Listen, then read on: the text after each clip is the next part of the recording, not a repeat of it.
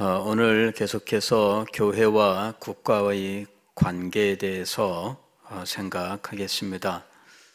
초대교회, 교회와 국가의 관계, 기독교 신앙과 국가와의 관계는 갈등과 대립이었다라고 말씀을 드렸습니다. 그런데 이 갈등과 대립은 교회에서 이러한 문제를 일으켰다기보다는 이제 국가가 이런 문제를 일으켰던 것입니다. 교회가 가르치는 이 교훈들에 대하여 국가가 간섭을 하고 혹은 국가의 당시 국가라면은 이제 로마 당국이 될 텐데 이 로마의 정책 혹은 국가의 방향, 소위 국시 혹은 황제의 성향에 따라서 교회는 핍박을 받기도 하고 어려움을 겪기도 했다 하는 것입니다. 그러나 사도 바울이 이 국가에 대해서 가르친 교훈은 사실 이런 일반적인 갈등과 대립의 문제에도 불구하고 아주 상당히 긍정적이고 적극적인 모습을 보이고 있습니다. 여기에 말씀을 보게 되면 각 사람은 위에 있는 권세들에게 복종하라 이렇게 이야기합니다. 이유는 이 권세는 하나님으로부터 났기 때문이다 이렇게 이야기합니다. 모든 권세는 하나님께서 정하셨다. 그러므로 권세를 거스르는 것은 하나님을 거스르는 것이다 이렇게 말씀하고 있는 거예요. 즉 권세는 소위 위임된 권세라고 이야기합니다. 즉 온 세상의 참된 통치자는 하나님이십니다. 그런데 이 하나님의 통치가 위임되었다는 것이죠. 어떤 다른 존재에게 그 통치를 대신할 수 있도록 위임을 하셨다 하는 겁니다. 그래서 위임된 권세라고 이야기하는 거예요.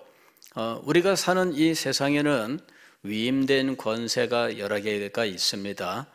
국가를 통치하는 이 왕이나 혹은 대통령이나 이런 권세들을 이제 위임된 권세라고 부르는데 그 외에도 우리의 삶 속에서 하나님께서 권세자로 세우신 위임된 권세들이 있습니다. 이제 그 중에 대표적인 권세는 이제 부모님이죠. 부모님이 하나님께서 세우신 권세입니다. 그래서 자녀들은 부모에게 순종하라 이렇게 말씀하는 겁니다. 하나님께서 부모님을 위임된 권세자로 삼으셨습니다. 그래서 자녀들은 이 부모의 가르침을 따라서 이 부모의 인도하심을 따라서 살게 되어 있습니다. 그리고 부모는 하나님의 권세를 위임받아 대신 행하는 존재라는 자신의 위치를 깊이 인식해야 됩니다. 그래서 하나님을 사랑하고 하나님을 두려워함으로 하나님의 말씀으로 자녀들을 양육해야 하는 것입니다. 그러나 이렇게 하나님을 알지 못하는 사람이라 할지라도 부모들은 사랑과 혹은 그 징계로서 자녀들을 양육하는 모습을 보여주고 있습니다. 그리고 그들은 자녀들에 대하여 권세를 가지고 있었던 것입니다. 그러나 그 권세의 모습도 시대에 따라서는 많이 변했습니다. 과거에는 부모에게 있어 자녀는 마치 재산과 같이 취급당했습니다. 그래서 장가 보내고 시집 보내고 할 때에 마치 이 자녀들을 이제 돈을 주고 팔듯 이런 식으로 하는 일들도 있었고 또 심지어 가난할 때에는 자녀들을 팔아넘기는 이런 일들도 많이 있었던 겁니다. 그래서 부모 자녀의 관계가 하나님의 뜻에 세워지지 않으면 이와 같이 참 비극적인 일들이 일어나게 되는 거죠. 과거에 부모 자녀의 관계가 왜곡되었을 때, 즉 하나님과의 관계가 틀어지면 인간의 모든 삶이 무너지게 되는데, 부모 자녀의 관계가 무너졌던 겁니다. 부모가 잘못된 권세 의식에 빠져서 자녀들을 함부로 행하는 일들이 있었습니다. 그러나 말씀이 들어간 곳에서는 이 자녀들에 대하여 정당한 대우, 그리고 부모는 하나님의 뜻에 따라서 자녀들을 양육하는 이러한 정신이 그 사회에 자리 잡게 된 것입니다. 자, 이렇게 하나님을 자신의 주인으로 알고 하나님의 뜻에 순복하는 자로서 위임된 권세자의 사명을 감당하는 것, 바로 이것이 이제 이 그리스도인 부모들의 책임이었던 겁니다. 그리고 기독교 국가의 왕들도 이제 이와 같은 하나님께 순복함으로 교회의 보호자가 되는 이제 이와 같은 위치를 갖도록 강조했었던 것입니다. 그러나 항상 왜곡되는 일들이 일어납니다. 그것은 본인들이 하나님의 뜻을 제대로 알지 못하고 하나님께 친정으로 헌신하지 못할 때, 자기의 입장만을 강조하고 자기의 유익만을 강조할 때 언제나 이와 같은 왜곡이 일어났던 겁니다. 이제 또 다른 위임된 권세는 영적 권세입니다. 그래서 오늘 우리 교회 안에도 영적 권세자로서 목사를 세우고, 이 목사를 영적 권세자로, 위임된 권세자로 하여 하나님의 말씀을 가르치고 하나님의 뜻에 순복하는 삶을 살도록 하는 것이었습니다. 이제 이런 그 위임된 권세자들에 대한 깨달음, 이것은 우리의 삶에서 굉장히 중요한 것입니다. 위임된 권세자들의 그 인도하심을 바로 따라가는 삶은 우리를 안전하게 하는 것이었어요. 이제 그런데 항상 이 타락한 세상에서는 이런 일들이, 왜곡되는 일들이 늘 발생하고 있어서 그로 인하여 많은 문제들이 일어나게 된 겁니다. 교회와 국가와의 관계, 혹은 교회와 왕권과의 관계도 이러한 다양한 모습들을 보여주고 있어요. 기독교 2000년 역사를 보게 되면 이 기독교회는 각 나라 혹은 시대에 따라서 다양한 국가와의 관계를 경험하면서 다양한 이론들이 만들어지게 되었던 겁니다. 그리고 국가에 대해서 혹은 왕에 대하여 다양한 모습의 활동들을 해왔던 거죠. 오늘 이 시간에는 이런 내용들을 간략하게 짚어 나가면서 오늘날 우리는 어떻게 해야 할 것인가 하는 문제를 생각하겠습니다. 그야말로 수박 거달기로 정말 짚어갈 수밖에 없습니다. 이거는 정말 이 많은 것들을 이야기해야 되는 긴 시간이 필요한 내용들인데 불과 한 30여 분 만에 이 이야기를 해야 되는 상황입니다. 로마라고 하는 이 국가 속에서 기독교회는 처음에는 별로 이렇게 경계의 대상이 아니었습니다. 그러나 이 교회가 점점 커지면서 로마는 이 기독교에 대해서 그 존재를 인식하게 됩니다. 최초에는 유대교와 교회가 구별이 되지 않았어요. 다 유대교로 생각을 한 겁니다. 그래서 교회에 대하여 박해가 없었습니다. 유대교는 로마 식민지가 되면서 하도 저항을 많이 했어요. 우상 숭배에 대한 저항이 아주 강렬했기 때문에 로마가 유대교에 대해서만큼은 인정을 해줬어요. 그래서 성전 예배나 그다음에 우상 숭배를 배격하여 황제 숭배를 배격하고 하는 이런 문제들에 대하여 이제 인정을 해준 거죠. 이게 공인 종교라고 하는 거예요. 너희는 너희의 신앙을 따라서 살아라 하는 거죠. 그러나 다른 지역에서는 유대교에 주었던 이런 특권들을 인정하지 않았어요. 그럴 수밖에 없는 것이 다른 종교들은 우상 숭배, 특별히 황제 숭배에 대하여 거부 반응이 없었거든요. 그들은 기본적으로 다신 전통 속에 있습니다.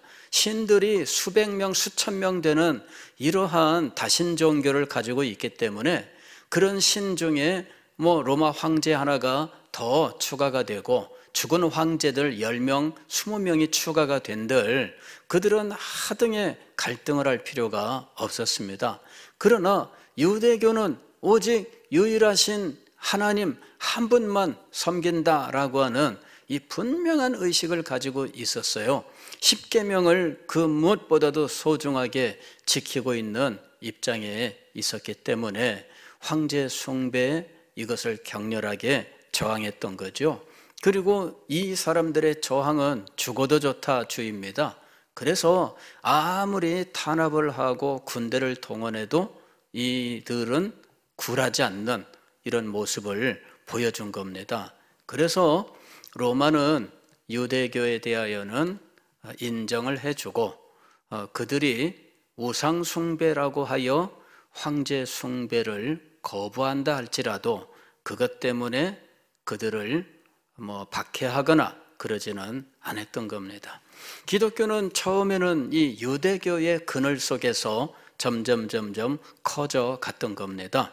그런데 이 기독교가 이제는 유대교와 다르다라고 하는 사실이 드러나게 된 거예요. 기독교는 가는 곳마다 우리의 왕 되신 예수 그리스도와 하나님의 나라를 전했습니다. 그랬더니 이 당국자들이 이것을 반역의 시선으로 보기 시작을 한 겁니다. 또 다른 왕이 있다고 하더라 하는 것입니다. 또 다른 왕의 이야기가 나오면 이것은 굉장히 심각한 이야기입니다. 오늘 우리는 예수님이 우리의 왕이다라고 해도 아무도 신경 쓰지 않습니다. 그러나 그 당시에는 심각한 것이죠. 그래서 이 기독교에 대해서 이제 경계하는 이런 일들이 점점 늘어가게 된 겁니다. 그리고 마침내 기독교를 이용하는 일이 발생합니다. 네로 황제, 우리가 잘 아는 사람이잖아요. 이 네로 황제가 사실은 로마의 그 빈민촌에서 화재가 발생했는데 굉장히 큰 화재가 발생해요. 근데 그 일을 기독교인이 저질렀다라고 소문이 나면서 기독교인들을 잡아들이고 학살하는 이런 박해가 일어나게 되는 겁니다. 그 불은 어떻게 해서 일어났는지 정확하게 우리가 알지는 못하지만 많은 학자들은 네로 황제가 스스로 불을 질렀을 것이다 이렇게 생각들을 합니다. 네로 황제가 다른 목적으로 불을 질러놓고 민심이 흉흉해지니까 민심을 돌리기 위하여 기독교인들에게 그 죄를 뒤집어 씌웠다라는 이야기죠. 그래서 그때 베드로도 순교를 하고 또 사도 바울도 순교를 하는 일이 벌어지는 겁니다. 네로 황제 때에 이런 사도들의 순교가 일어나게 됩니다. 그리고 로마에서 기독교인들에 대하여 박해가 일어나게 되었고 로마가 통치하던 시대에 이 AD 313년에 콘스탄티누스 대제라고 하는 황제가 이 밀라노 칙령이라고 하는 것을 통해 기독교에 대하여 로마의 공인 종교로 인정하고 더 이상 박해하지 말라라고 공식적으로 황제의 칙령을 내리기 전까지는 수시로 박해들이 있었던 겁니다. 심지어는 우리가 잘 아는 마르쿠스 아우렐리우스 황제, 기억하는 분들은 기억하죠. 저도 고등학교 다닐 때 고등학교 국어 교과서에 이 마르쿠스 아우렐리우스의 그 수필, 그 수상록 뭐 이런 그 글, 그 명문으로 수록해서 공부한 기억이 있습니다. 그래서 이 마르쿠스 아우렐리우스는 아주 지혜로운 황제, 그래서 현제라고 부르잖아요. 지혜로운 황제로 유명한 사람이고요. 그 다음에 이 사람은 철학자이면서 아주 정의로운 사람으로 알고 있는데 기독교 입장에서는 박해자로서 유명합니다. 예, 이 마르쿠스 아우렐리우스가 기독교를 박해한 황제예요. 그래서 이 로마 시대에 콘스탄틴 대제 전에 이 로마의 박해, 이것이 지역별로 혹은 황제가 직접 박해하는 이런 일들로 인해서 박해가 많이 일어나게 됩니다. 그 다음에 콘스탄틴 대제 이후에도 황제의 위를 놓고 또 이렇게 저렇게 대립하면서 이제 이 줄리우스라고 하는 배교자 줄리우스라고 하는 황제가 교회를 마지막으로 박해하는 일이 있습니다. 그래서 로마 시대 박해를 총정리한 것을 이제 10대 박해라고 이야기합니다. 이 10대 박해 동안에 많은 사람들이 순교를 당하게 됩니다. 그리고 순교자들의 이야기들이 쭉 또 남겨져 오늘날까지 전해지고 있습니다. 여러분, 많은 사람들이 믿음을 지키기 위해서 순교를 했던 거예요. 교회에게는 핍박을 당하고 그리고 늘 국가로부터 하여튼 수시로 불이익을 당하고 하는 시대가 처음 200년 동안 진행이 된 겁니다. 그런데 콘스탄틴 대제라고 흔히들 말하지요. 콘스탄티누스 황제가 즉위하면서 이제 이 사람이 기독교를 풀어주게 돼요. 이 사람이 기독교를 풀어주게 된 이유는 이 사람이 황제가 될 때 그때 그 특이한 체험을 했기 때문입니다. 그가 꿈에서 하늘에 빛이 나타난 걸 봤는데 이 빛이 십자가 모양이었어요. 그리고 소리가 들렸는데 이것을 깃발로 만들어 들고 나가라 하는 그런 소리를 듣는 거죠. 그래서 이 사람이 그 십자가 모양을 깃발로 만들어서 들고 전쟁터로 나갔는데 승리를 했습니다. 그래서 그가 이 십자가를 가지고 승리를 하고 나서 이제 기독교에 대하여 마음을 연 거죠. 그리고 기독교를 공인하고 밀라노 칙령을 통해서 공인을 하고 황제 자신이 이제 기독교인이 된 겁니다. 어떤 사람들은 황제가 기독교인이 아니었다 이렇게 이야기하면서 황제가 기독교인이 아니었던 증거 뭐 해가지고 참 뭐 글도 써놓기도 했어요. 기본적으로 그 당시에 이교 사회에서 황제가 된 사람이 기독교인으로서 철저할 수는 없었지요. 그러나 나중에 말년에는 이제 세례를 받고 이렇게 죽게 됩니다.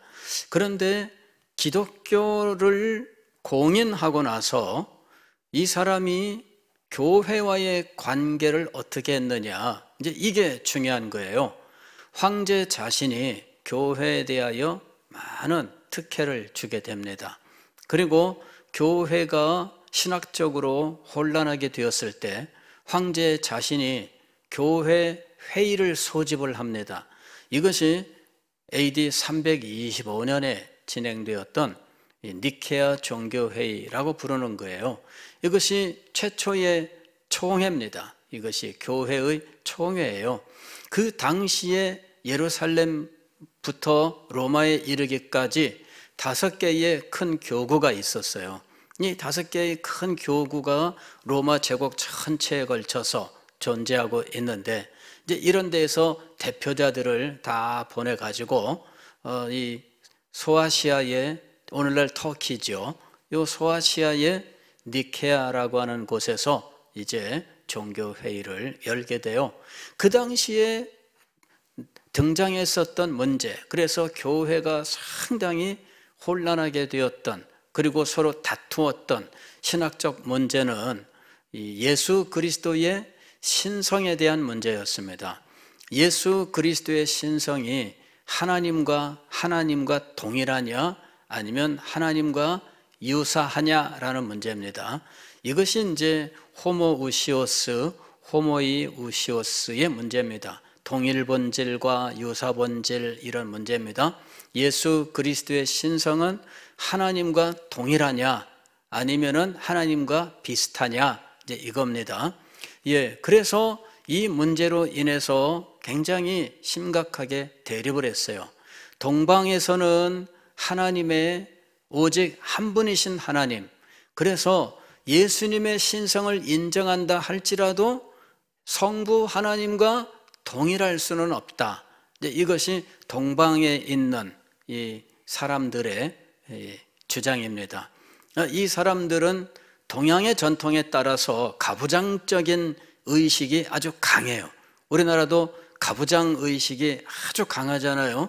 그래서 이 그리스로부터 동쪽으로 터키, 이 예루살렘 쪽으로는, 그리고 이집트, 그 당시에 이집트도 다 이 동방입니다. 그래 이 동방 쪽으로는 이제 호모이 우시오스, 유사 본질, 하나님은 하나님이시되 성부와 동일하지 않다, 이렇게 된 거죠. 그런데 로마를 중심으로 해서 이 서쪽에 있는 사람들은 이제 동일하다, 이렇게 주장을 한 거예요. 이러니 이게 양쪽으로 딱 갈리잖아요. 이러니 황제가 이 로마를 통치하는데 제국이 둘로 나뉘는 상황이 된 겁니다. 그래서 황제가 이 문제에 직접 개입을 한 거예요. 황제 자신이 교회 회의를 소집을 하고, 황제 자신이 출석을 하고, 황제 자신이 평신도이면서 세례도 받지 않은 사람이 마치 주교로 행세하고, 이렇게 된 겁니다. 이 황제 주교, 이렇게 된 거예요. 그래서 황제가 교회 문제를 해결하는 이런 상황이 벌어진 게 된 겁니다. 그리고 교회는 황제가 의도하는 대로 황제에게 끌려다니는 상황이 된 거예요. 그때 사실은 아주 중요한 결정들이 이루어집니다. 예수 그리스도의 신성에서 호모우시오스, 즉 동일 본질이 이제 교회 회의에서 승리를 하게 됩니다. 그리고 이 유사 본질을 주장했었던 아리우스주의는 이제 정죄를 받게 되는 거죠. 그렇게 해서 정통 교리가 성립되는 겁니다. 그러나 정통 교리가 성립되었다 할지라도 이 정통 교리를 지켜나가는 일은 정말 힘들고 어려웠어요. 왜냐하면은 아리우스를 따르는 아리우스주의, 즉 유사본질주의자들이 그 다음 황제와 친하거든요. 아니 콘스탄티누스 대제와도 가까워요. 그러니까 황제는 정통 교리는 세워졌지만 정죄받은 사람들하고는 가깝거든요. 그래서 이 사람들에 대하여 확실하게 조치를 취하지 않는 겁니다. 그리고 그 다음에 또 다른 황제가 들어서면서 이 아리우스주의에 대하여 마음을 기울이니 정통 교리를 지키려는 사람들이 굉장히 큰 어려움을 겪게 됩니다. 그렇게 되어서 이 교회가 황제에 따라서 좌지우지 되는 이런 상황이 벌어진 거예요. 황제가 누구와 가까우냐에 따라서 어떤 사람들이 오히려 핍박을 받는, 즉 정통 교리를 주장하는 사람들이 핍박을 받는 일이 벌어지게 되는 겁니다. 그래서 그 당시에 아다나시우스라고 하는 사람이 핍박을 받게 되고, 그 다음에 또 그의 후에 등장하는 주교들 가운데에 이 갑바도기아 신학자라고 하는 사람들이 또 핍박을 당하게 돼요. 근데 이 사람들이 이 정통 교리를 끝까지 지켰던 겁니다. 그래서 고대 세계에서 확실한 삼위일체가 성립되는 겁니다. 예수 그리스도의 신성과 인성을 확실하게 세우고 그 다음에 성령의 하나님 되심을 확실하게 세우게 되어서 드디어 고대 세계에서 삼위일체의 교리가 완성되는 거예요. 그런데 그 과정에서 황제의 성향에 따라서 교회가 흔들리고 이단 교리를 주장을 하더라도 황제랑 가까우면 처벌을 받지 않고 보호를 받고, 정통 교리를 주장을 하더라도 황제가 그 편을 들지 않으면 오히려 핍박을 당하고 추방을 당하는 일들이 벌어진 거예요. 그래서 이 교회가, 기독교회가 국가의 핍박을 받던 시대에서 국가의 지원을 받는 시대로 바뀌었는데, 다만 통치자의 성향에 따라서 왔다 갔다 하는 이런 문제들이 발생했던 겁니다. 박해를 받는 사람들은 여전히 박해를 받는 상황이 되었다라고 하는 것이죠. 그런데 로마가 멸망을 하게 돼요. 이때 로마는 이제 동로마, 서로마로 둘로 나뉘어 있었는데, 이제 서로마가 게르만 민족에게 멸망을 당하게 됩니다. 그리고 교회는 황제가 없는 상황에 처하게 되는 겁니다. 로마 교회가, 이제 로마 교구 주교가, 대주교가 이제 나중에 교황이 됩니다. 근데 이 교회가 로마 황제의 보호가 없는 상황을 맞이하게 돼요. 그리고 동로마 쪽에는 동로마 황제가 동로마 교회를 자기 밑에 두고 있습니다. 이거 콘스탄티노플 대주교가 황제의 명을 받아서 교회를 다스리는 이런 상황이 되는 거죠. 그러나 서로마 쪽에서는 서로마가 멸망하고 더 이상 황제 보호를 받지 못하고 로마 국가의 보호를 받지 못하는 상황입니다. 그때 교황이 게르만족과 서로 협상을 해서 게르만족은 이제 기독교로 개종하고, 그리고 교황은 그 게르만족을 인정하고, 이러면서 교황의 홀로 서기가 시작되는 겁니다. 나중에는 이 게르만족이 안정되면서 게르만족의 왕국이 확고하게 세워지게 됩니다. 이게 이제 프랑크 왕국이라고 하는 거예요.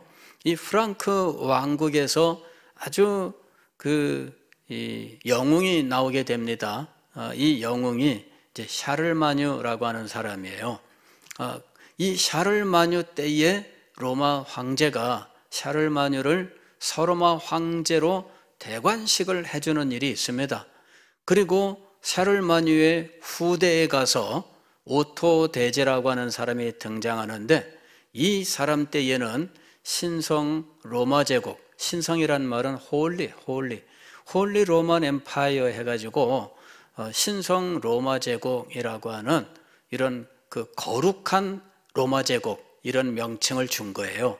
그래서 로마 제국은 망했는데 로마 제국의 명칭을 이어가는 게르만족의 국가가 세워지고 황제가 세워지면서 로마 교황과 황제가 이제는 그 로마 제국, 서쪽 로마 제국을 이제 지배하는 이러한 투톱이 되는 거죠. 과거에 로마 황제는 교회 위에 있었어요.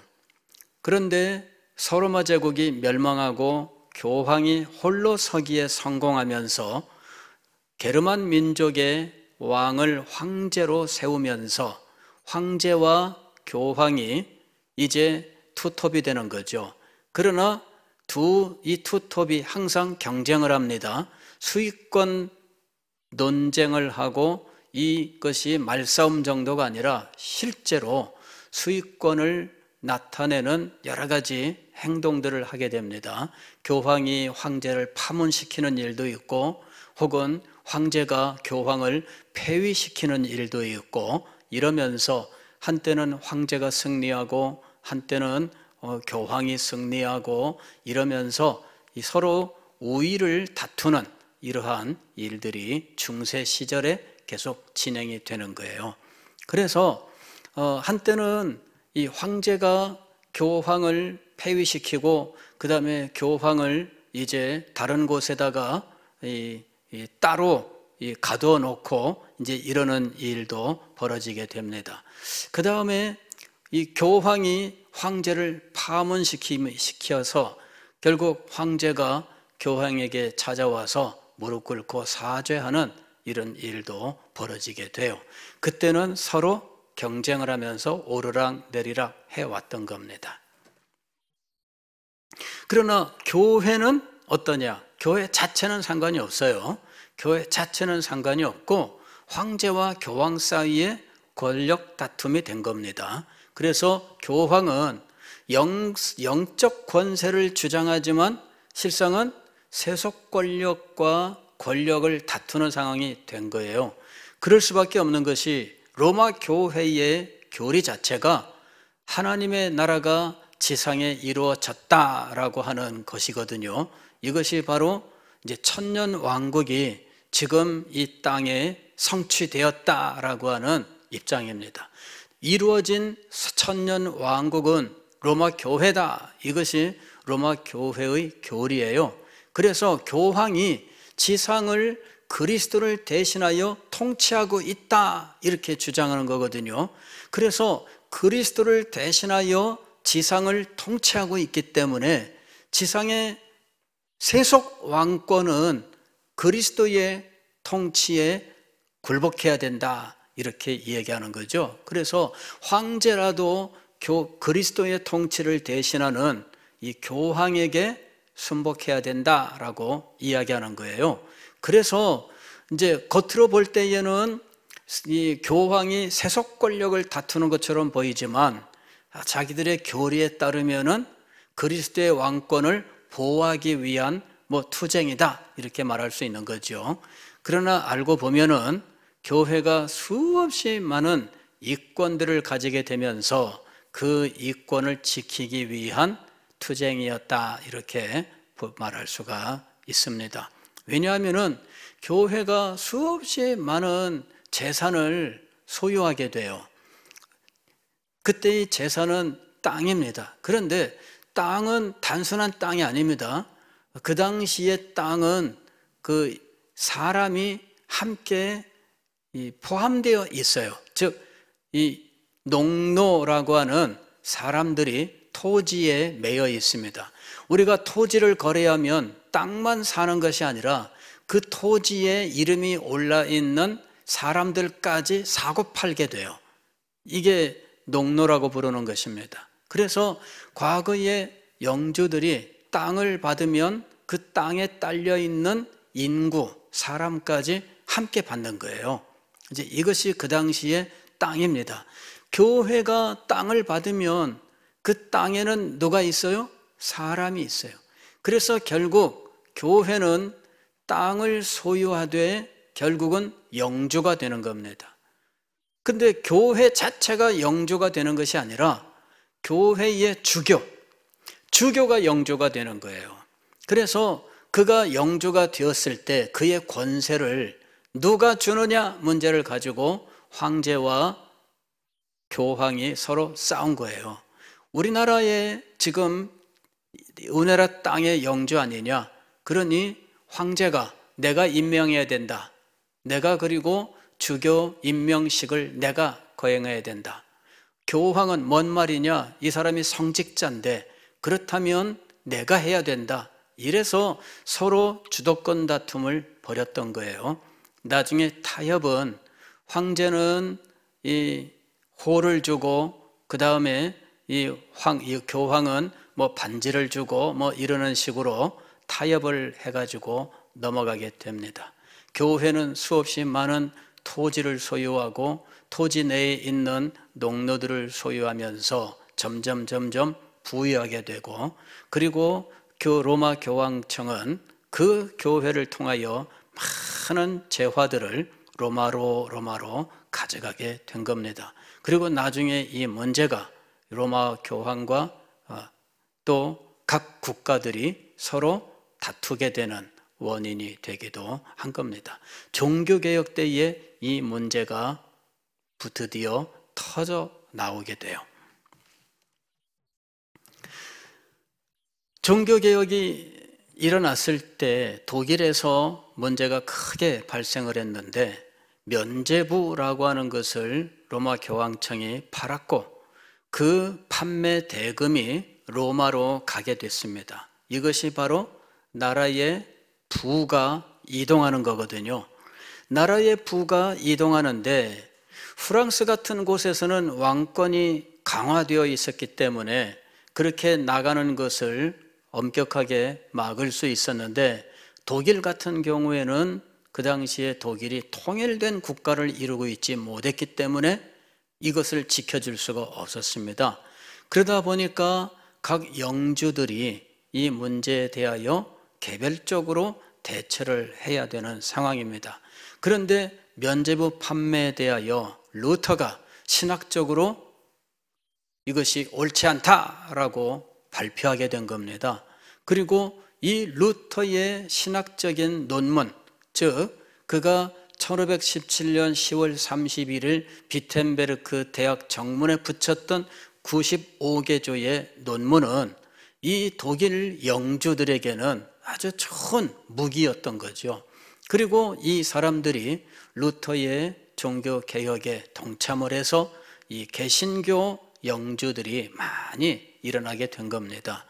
그런데 황제가 그 당시에 스페인의 왕이 이 독일의 오스트리아와 이 헝가리와 이쪽을 체코 이쪽을 다 아우르는 이 신성 로마 제국 황제였거든요. 그래서 이 사람이 아주 독실한 카톨릭주의자예요. 그래서 독일의 영주들과 전쟁을 벌이게 됩니다. 그리고 그 전쟁에서 이제 황제가 승리를 하지만 최후의 승리는 이루지 못하고 결국은 강화회의를 하게 돼요. 이게 이제 아우그스부르크 강화회의라고 하는 겁니다. 조약을 맺어요. 그래서 루터 교회를 인정하게 되는 거죠.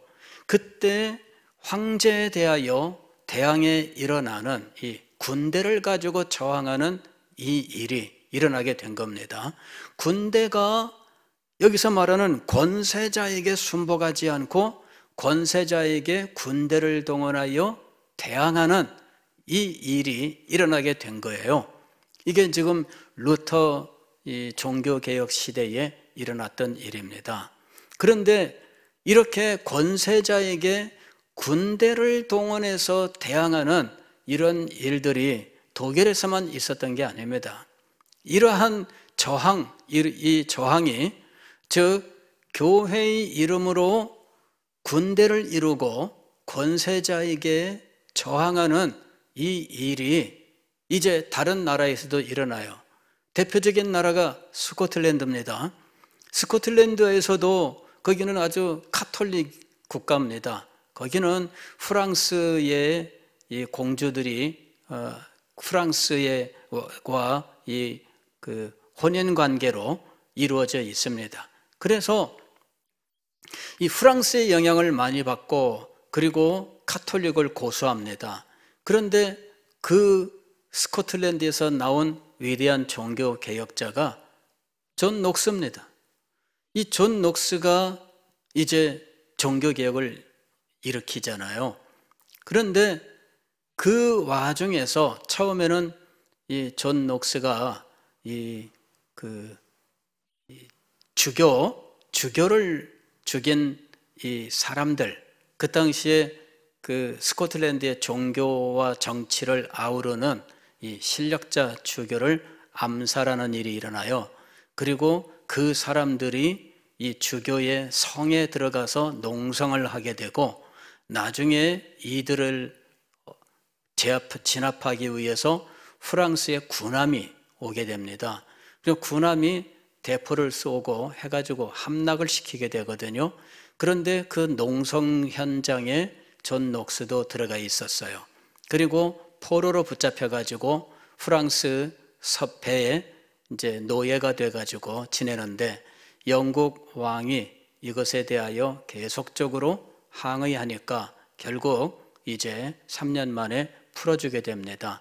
그러나 스코틀랜드에서는 살 수가 없고 영국에 와서 영국 왕의 보호 속에 있다가 영국도 이제 카톨릭으로 변해버리는 상황이 벌어집니다.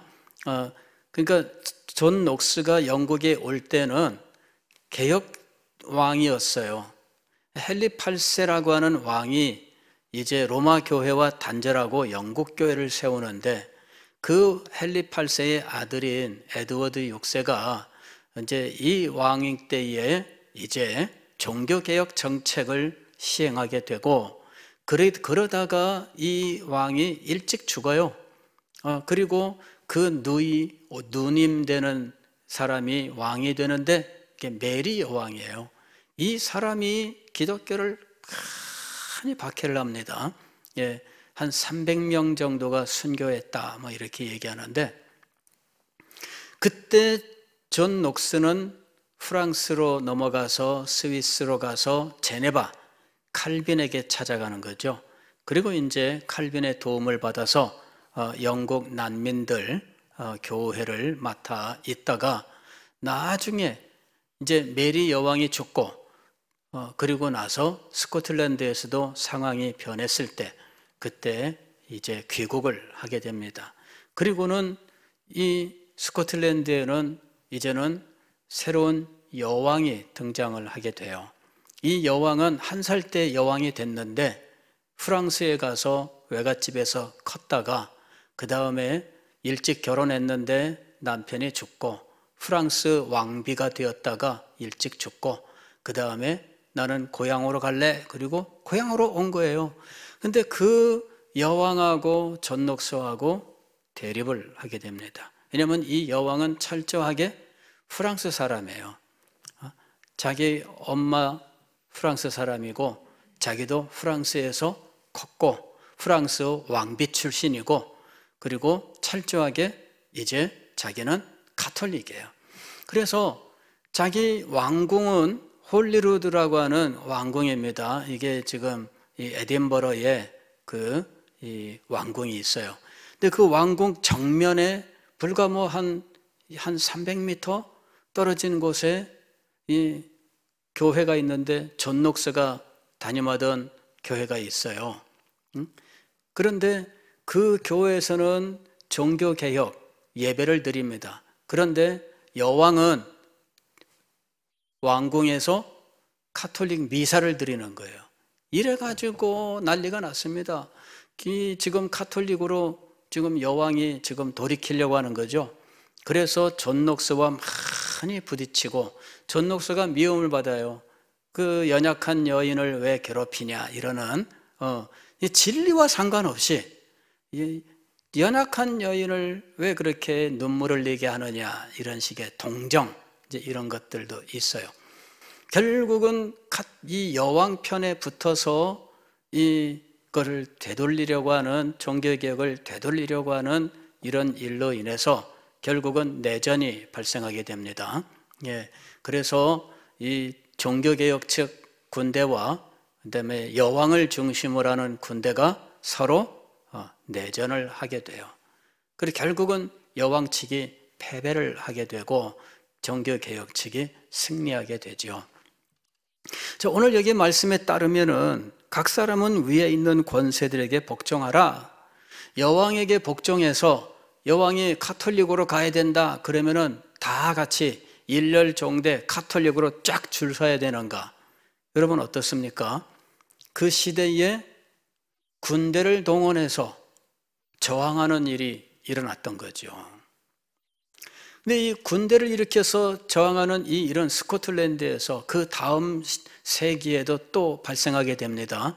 영국에서 이 찰스 2세라고 하는 찰스 1세라고 하는 왕이 이제 이 종교 정책을 강화하면서 이 스코틀랜드 왕을 겸하고 있었습니다. 그래서 이 사람이 스코틀랜드의 영국식 이 예배 모범을 적용해서 예배를 진행하게 될 때 격렬한 저항이 일어나게 돼요. 그리고 그 사람들이 이제 국민 언약이라고 하는 걸 맺습니다. 그래서 나중에 이 사람들을 언약다라고 불러요. 근데 나중에 이 사람들이 찰스 1세의 아들이 영국 왕이 되었을 때 그때 엄청나게 탄압을 하게 됩니다. 그래서 찰스 2세가 왕이 되었을 때 스코틀랜드에서 엄청난 박해가 이루어지게 돼요. 이 사람들이 대학에서 교회에서 쫓겨나 이 스코틀랜드 서쪽 아일랜드 이런 쪽으로 도망가고 혹은 외국으로 망명하고 막 이러는 일들이 일어나게 돼요. 그때 많은 사람들이 죽습니다. 저도 이제 그 에딘버러에 가서 그레이프라이어라고 하는 교회가 있어요. 그 교회 가면은 거기에 무덤이 막 쫙 있는데 그 교회 바로 뒤쪽 편에 가게 되면 학살터가 있습니다. 학살터.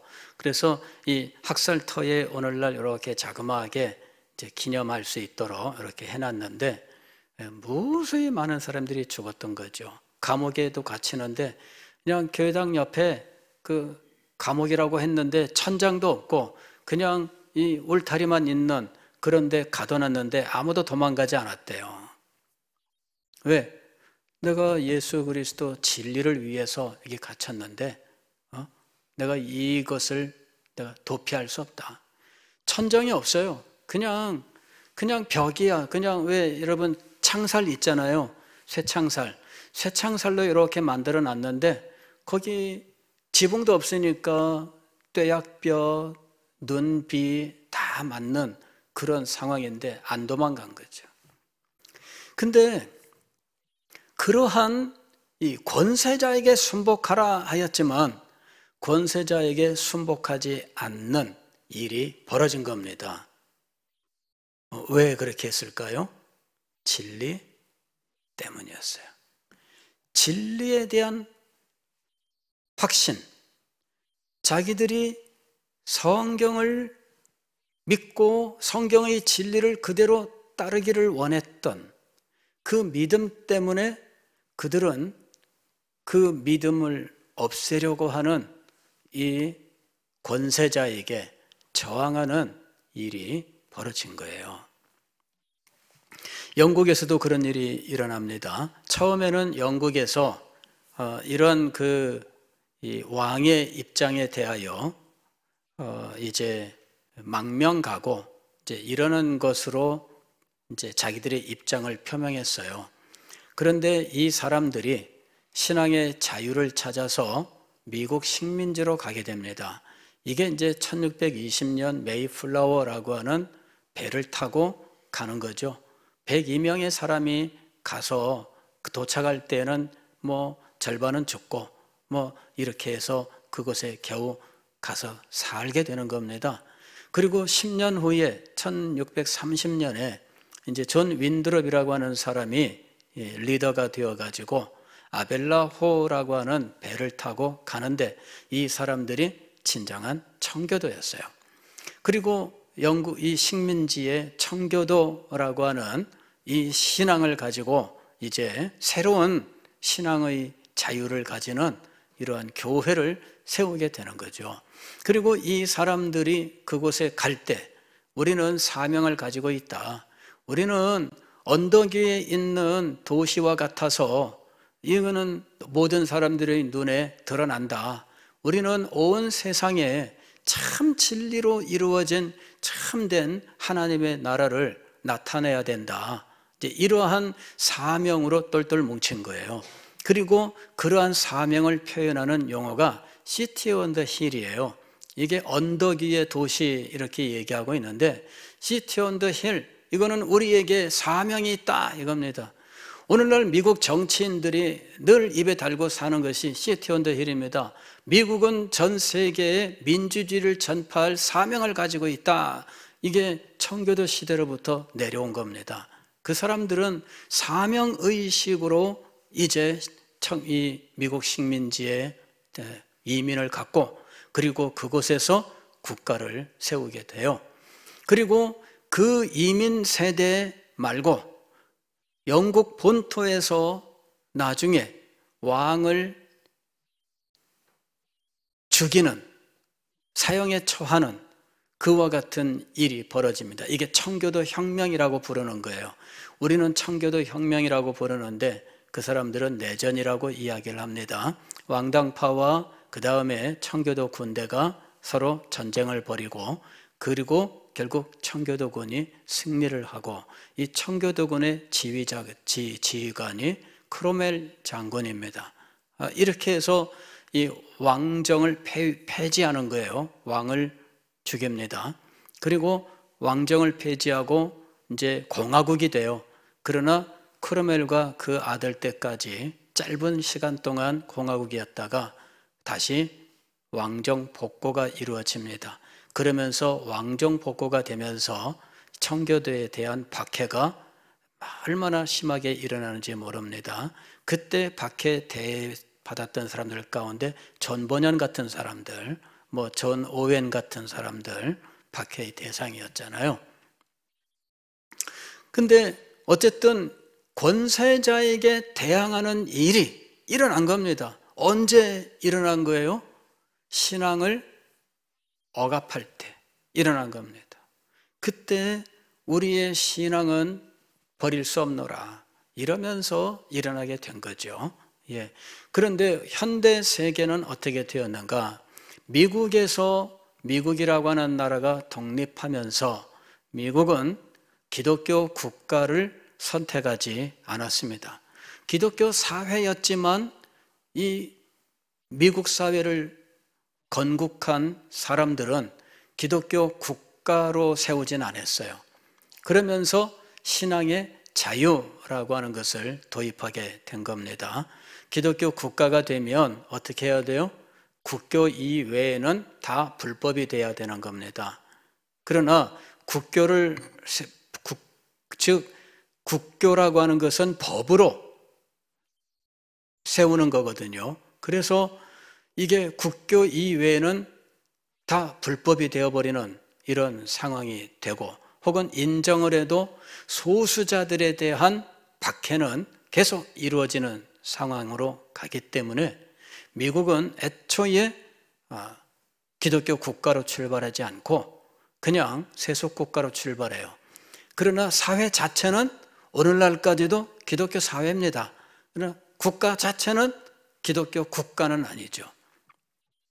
우리나라는 어떠냐? 우리나라는 미국의 예를 따라서 미국처럼 된 겁니다.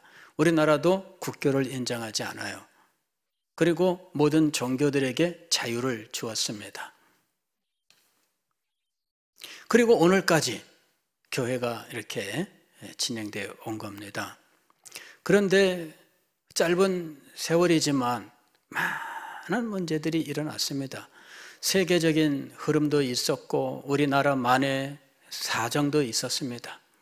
세계적인 상황에서는 이 20세기 중반에 등장했던 이 해방신학 이런 것들, 그 해방신학의 영향을 받은 민중신학 이런 것들이 우리나라에 있었어요. 이런 것들은 사상의 영향을 받은 거죠. 사실은 스코틀랜드나 영국이나 이런 곳에서 군대를 가지고 왕에게 대항하는 이런 일들도 사실은 그 시대의 사상의 영향을 받은 거예요. 그 시대의 중요한 사상은 개혁사상입니다. 이 사회개혁론 같은 것들이 등장하면서 이 개혁에 의해서 이 왕이 권한을 갖는 거다 이렇게 된 거죠. 사회개혁론. 이에 대해서 영국의 제임스 1세는 왕권 신수설, 왕의 권한은 하나님이 주신 거다 이렇게 된 거죠. 그래서 이 사회개혁론과 왕권 신수설이라고 하는 것, 사회개혁론은 왕권이 백성들로부터 나온다는 거예요. 그러나 왕권 신수설은 왕권이 하나님으로부터 온다는 거예요. 그런데 개혁자들은 단지 이것이 사람들에게서 오는 것이 아니라 하나님과의 올바른 계약으로부터 온다, 이렇게 얘기한 겁니다. 그래서 새로운 계약 사상이 등장을 한 거예요. 그래서 이 왕에게 대항하는 겁니다. 왕이 하나님과 계약 관계를 제대로 이행하지 못하면, 즉 왕이 진리에 근거하지 않고 통치하게 되면 왕은 하나님으로부터 받은 왕권을 상실하게 된다. 이제 이거죠.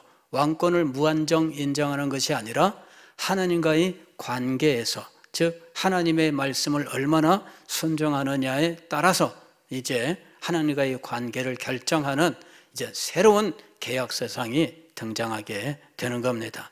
그리고 그 계약에 충실하고자 했던 이 계약 사상을 확립했던 사람들이 스코틀랜드의 소위 언약도, 계약 사상을 가진 언약도들이었던 거죠. 이 사람들은 국민 언약이라고 하는 것을 이제 발표하게 됩니다. 그리고 이 국민 언약에서 그들이 최초의 종교개혁 존 녹스로부터 내려오는 이러한 모든 정신들을 다 담아서 왕이 진리를 떠나면은 안 된다, 왕은 어떤 존재여야 하는가, 이런 것들을 거기에 다 담았던 거예요. 어쨌든 이런 시대의 사상들이 교회의 정치에 영향을 미쳤어요. 20세기의 해방신학은 소위 말하면 마르크스주의, 우리가 그냥 공산주의 사상이라고 부르는 이 영향을 받습니다. 그리고 오늘날을 우리는 어떤가? 오늘날 우리는 이제 그 경제 민주화, 정치 민주화 이런 문제를 가지고 교회가 그러한 투쟁 속에 이제 휘말려 들어가게 됩니다. 과거의 교회의 투쟁은 진리를 위한 것이었어요.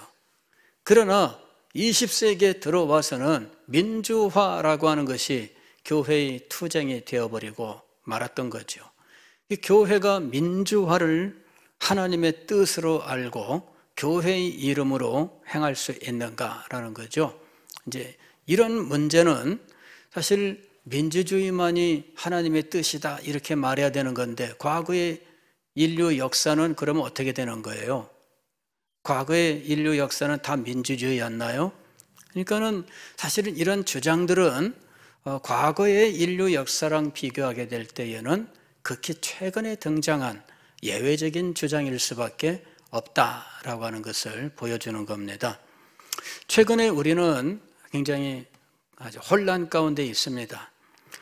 어떤 교회는 정치적인 이런 입장으로 똘똘 뭉치고, 그리고 이것이 무슨 엄청난 영웅인 것처럼 하는 이제 이런 상황에 있기도 합니다. 우리는 이런 것들을 어떻게 보아야 하는가? 지금 현재 진행되고 있는 모 목사님과 그 교회, 이 문제는 사실은 변종이라고 봐야 됩니다. 그리고 올바른 것이라고 말할 수 없습니다. 그거를 옹호하는 분들이 우리 교회 안에 없는 건 아닙니다. 그러나 분명히 말합니다. 이거는 변종입니다. 그리고 올바른 것이 아닙니다.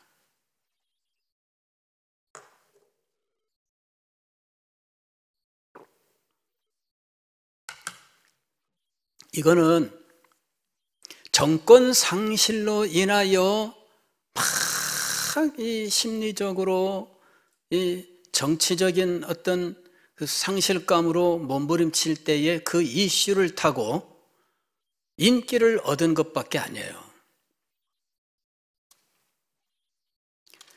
그래서 저는 이런 올바른 것이 아니다, 분명히 말씀드립니다. 이건 올바른 것이 아닙니다. 교회는 정권 상실 이것을 채워주기 위해서 존재하지 않아요. 다시 말씀을 드리면 좌파가 정권을 상실했으면 좌파를 채워주고, 우파가 정권을 상실했으면 우파를 채워주는 그러한 정치적 상실을 채워주기 위해서 이렇게 저렇게 행동하는 기관이 아닙니다.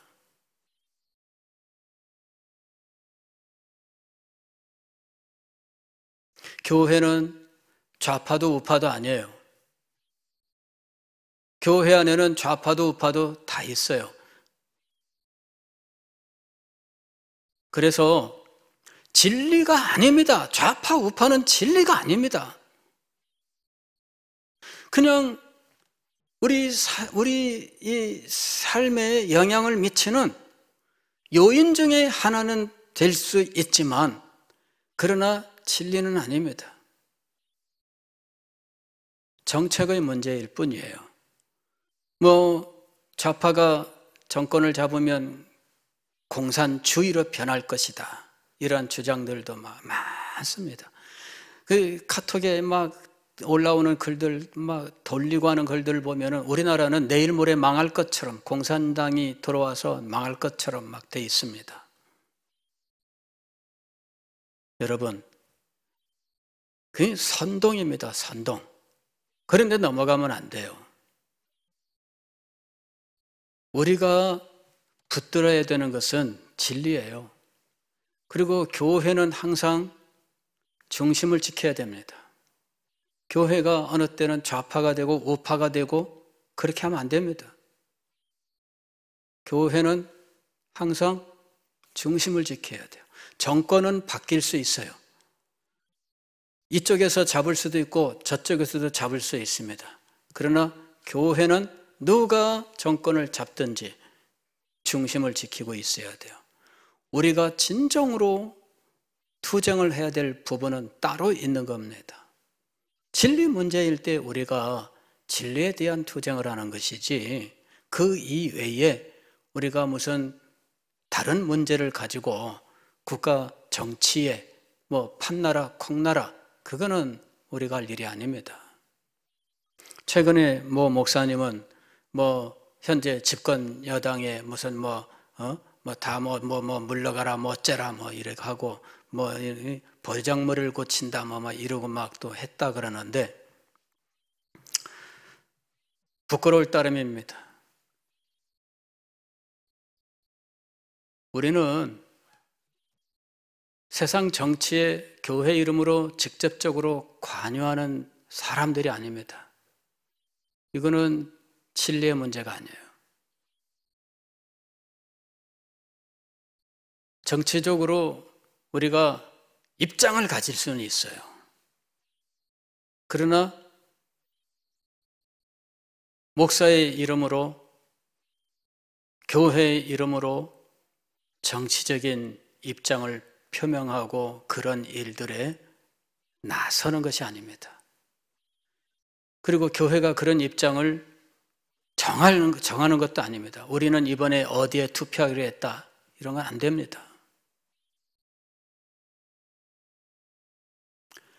우리는 이 세상에 하나님의 나라를 이룰 사람들이에요. 세상 나라의 정권의 향방을 가지고 여기 붙었다 저기 붙었다 하는 그런 사람들이 아닙니다. 우리는 오직 우리의 왕 되신 예수 그리스도의 통치의 영광을 나타내는 그 일에 우리의 모든 것을 바쳐야 하는 것입니다. 그것은 세상 나라가 아닙니다. 예수 그리스도의 나라인 것입니다. 기도하겠습니다.